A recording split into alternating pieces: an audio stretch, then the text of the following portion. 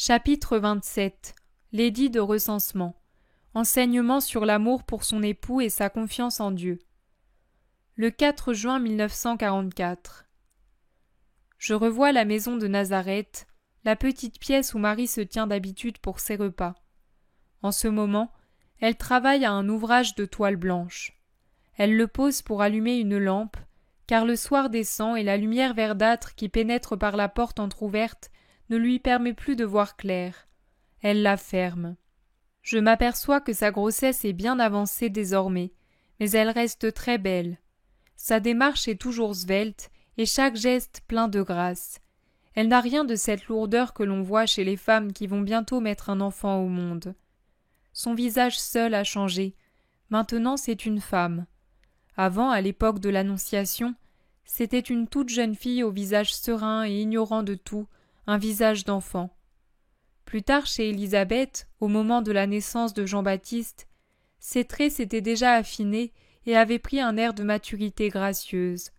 Aujourd'hui, c'est le visage paisible mais empreint d'une douce majesté de la femme qui, par sa maternité, a atteint sa pleine perfection. Elle ne rappelle plus votre chère Annonciation de Florence, mon père. Quand elle était enfant, je l'y retrouvais bien. Maintenant, son visage s'est allongé et amaigri, son regard est plus pensif et ses yeux plus grands. En somme, Marie est telle qu'elle est aujourd'hui au ciel, car elle a repris désormais l'aspect et l'âge qu'elle avait au moment de la naissance du Sauveur.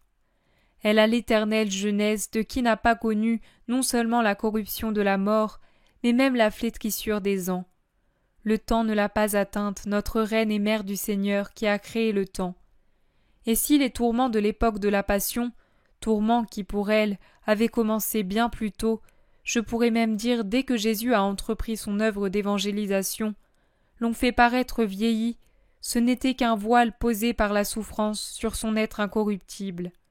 En effet, il lui a suffi de revoir Jésus ressuscité pour redevenir la femme fraîche et parfaite qu'elle était avant ses tourments.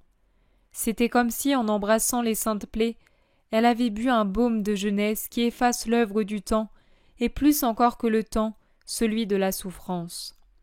Voici 8 jours en effet, lorsque j'ai vu la descente de l'Esprit Saint le jour de la Pentecôte, j'ai vu Marie belle, belle, belle et soudainement rajeunie, comme je l'écrivais. Et j'avais écrit auparavant, elle ressemble à un ange bleu. Les anges ne connaissent pas la vieillesse. Ils sont éternellement beaux d'une éternelle jeunesse, de l'éternel présent de Dieu qu'ils reflètent. C'est maintenant que la jeunesse angélique de Marie, cet ange bleu, finit de s'épanouir et atteint l'âge parfait, qu'elle a gardé aux cieux et que son corps saint et glorifié gardera éternellement lorsque l'Esprit donne sa bague à son épouse et la couronne aux yeux de tous, et non plus dans le secret d'une pièce inconnue du monde, avec un archange pour seul témoin. J'ai tenu à faire cette digression car elle me paraissait nécessaire. Je reviens maintenant à ma description. Marie est donc devenue la femme accomplie, pleine de dignité et de grâce. Son sourire lui-même s'est épanoui en douceur et en majesté. Comme elle est belle! Joseph entre. J'ai l'impression qu'il revient du village parce qu'il entre par la porte extérieure et non par celle de l'atelier. Marie lève la tête et lui sourit. Joseph lui rend son sourire, mais il me semble se forcer un peu, comme s'il était préoccupé. Marie l'observe d'un air interrogateur, puis elle se lève pour prendre le manteau que Joseph est en train d'enlever et le pose sur un coffre. Joseph s'assied près de la table. Il y pose un coude, la tête sur une main, pendant que de l'autre, il se tripote la barbe d'un air soucieux. « As-tu quelque chose qui t'ennuie » demande Marie. « Est-ce que je peux te consoler » ? « Tu es toujours ma consolation, Marie, mais cette fois-ci, j'ai un gros souci, pour toi. »« Pour moi, Joseph ? De quoi s'agit-il donc ?» On a affiché un édit sur la porte de la synagogue. C'est un ordre de recensement de tous les Palestiniens. Il faut aller se faire inscrire à son lieu d'origine. Il va nous falloir aller à Bethléem. « Oh » l'interrompt Marie en posant une main sur son ventre. « Cela te bouleverse, n'est-ce pas ? C'est pénible, je le sais. » Non, Joseph, ce n'est pas cela. Je pense à l'Écriture sainte. Rachel, mère de Benjamin et femme de Jacob, dont doit naître l'Étoile, le Sauveur. Rachel ensevelie à Bethléem, dont il est dit « Et toi, Bethléem Ephrata, le plus petit des clans de Juda, c'est de toi que naîtra celui qui doit régner sur Israël. » Celui qui doit régner sur Israël a été promis à la descendance de David. Il naîtra là-bas. Crois-tu que le moment est déjà venu? Ah, comment allons-nous faire? Joseph est complètement désemparé. Il porte sur Marie un regard de pitié. Elle s'en aperçoit et sourit. En fait, elle se sourit à elle-même plutôt qu'à lui. C'est un sourire qui semble vouloir dire « C'est un homme, injuste, mais un homme. Il voit les choses en homme, il pense en homme.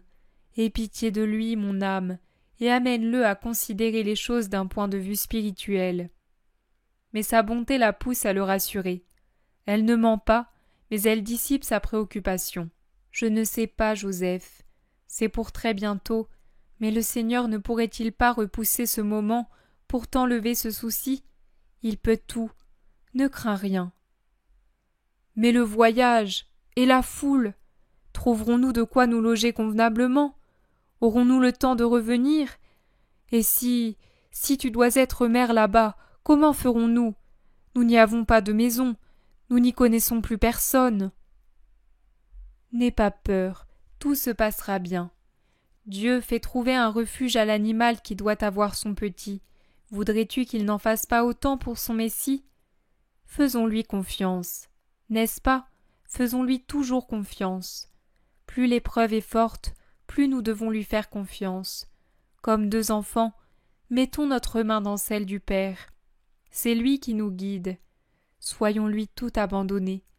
Vois avec quel amour il nous a conduits jusqu'ici. Le meilleur des pères ne pourrait y mettre autant d'attention. Nous sommes ses enfants et ses serviteurs. Faisons sa volonté. Rien de mal ne peut nous arriver. Cet édit lui-même est dû à sa volonté. Qu'est-ce donc que César sinon un instrument de Dieu? Depuis que le Père a décidé de pardonner à l'homme, il a d'avance préparé les événements de manière à ce que son Christ naisse à Bethléem. Cette ville, la plus petite de Juda, n'existait pas encore que déjà sa gloire était annoncée. Il fallait que cette gloire se manifeste et que la parole de Dieu ne soit pas démentie. Elle le serait si le Messie naissait ailleurs. C'est alors qu'un puissant est apparu, très loin d'ici. Il nous a conquis, et voilà qu'il désire connaître ses sujets, en ce moment précis, alors que le monde est en paix. Ah, qu'est-ce que notre petit effort si l'on pense à la beauté de cet instant de paix? Réfléchis, Joseph. Une époque où il n'y a pas de haine dans le monde. Mais peut-il se trouver meilleur moment pour que se lève l'étoile, dont la lumière est divine et l'influence rédemption? Oh, ne crains rien, Joseph. Si les routes ne sont pas sûres, si la foule rend notre voyage difficile, les anges nous serviront de défense et d'escorte. Non pas à nous d'ailleurs, mais à leur roi. Si nous ne trouvons pas d'asile, ils nous abriteront sous leurs ailes. Il ne nous arrivera rien de mal. Rien ne peut nous arriver. Dieu est avec nous. Tout heureux, Joseph la regarde et l'écoute. Les rides de son front s'effacent, son sourire revient. Il se lève sans plus montrer ni fatigue ni peine. Il sourit. Bienheureux es-tu, soleil de mon âme. Bienheureux es-tu, toi qui sais tout voir à la lumière de la grâce dont tu es comblé. Ne perdons donc pas de temps. Il nous faut partir au plus vite et revenir, le plus tôt possible aussi, car tout est prêt ici pour notre fils Joseph. Il doit passer pour cela aux yeux du monde, souviens-t'en. Le Père a entouré sa venue de mystère, et il ne nous appartient pas de le dévoiler. C'est lui, Jésus, qui le fera quand l'heure sera venue. Impossible de décrire la beauté du visage de Marie, de son regard, de son expression, de sa voix quand elle dit Jésus. C'est déjà l'extase. Et la vision s'achève sur cette extase. Marie dit « Je n'ajouterai pas grand-chose parce que mes paroles sont déjà tout un enseignement. j'attire néanmoins l'attention des épouses sur un point. Un trop grand nombre d'unions se disloquent par la faute des femmes qui n'ont pas cet amour qui est tout, gentillesse, pitié, réconfort pour leur mari.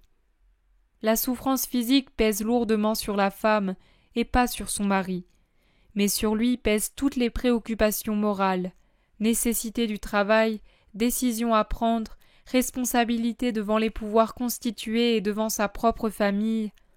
Ah, que de choses pèsent sur l'homme!